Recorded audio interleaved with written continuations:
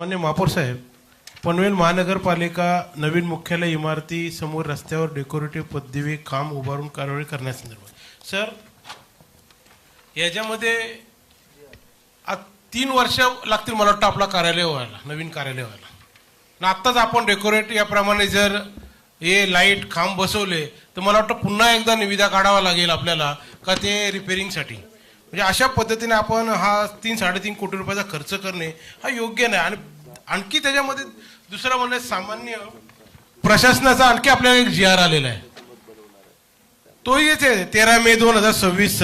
त्याचं पण जर मी शॉर्टकट वाचतो, 11वा जर कॉलम वाचला आपण तर त्याच्यामध्ये स्पष्ट दिलेलं आहे. एक मिनिट सर,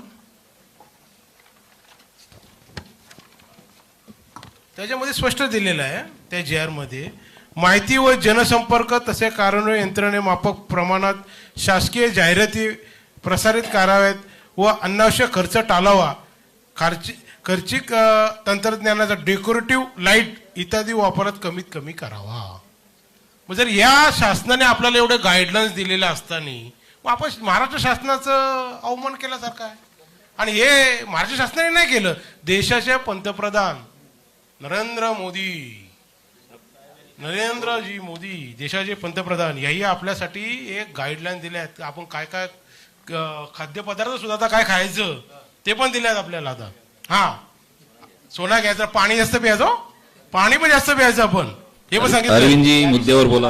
हा तर हे दिलेच आहे, या गाईडलाईन्स दिल्यात, या गाईडलाईन्स दिल्यात. हो, आपण काय करायला पाहिजे हे गाईडलाईन्स दिल्यात. हे वाचतो मी, हा GR दिलाय शासनाचा. मोदी साहेबांनी परदेश दौरे पण रद्द करायला सांगितलं. नाही, मी जाणार आहे चीनला 27 तारखेला चाललोय.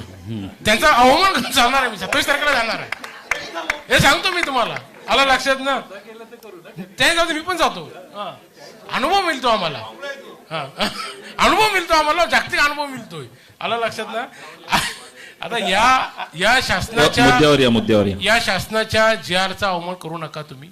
शेवटी हा जो शासन निर्णय काढतोय, केंद्र शासन राज्य शासन, याच्यामध्ये आपण कुठेशी तरी शासनाचं परिपत्रकाचं उल्लंघन करतो असं मला वाटतोय. त्यामुळे आपण 13 मे 2026 या GRचा अभ्यास करून, रे बाबा इकडे त्यांच्याकडे नाही आली महापौरांना देणार ना, ते मला देईल, मला पटकन कॉपी मिळेल. आला लक्षात ना, साहेबांना मिळणार.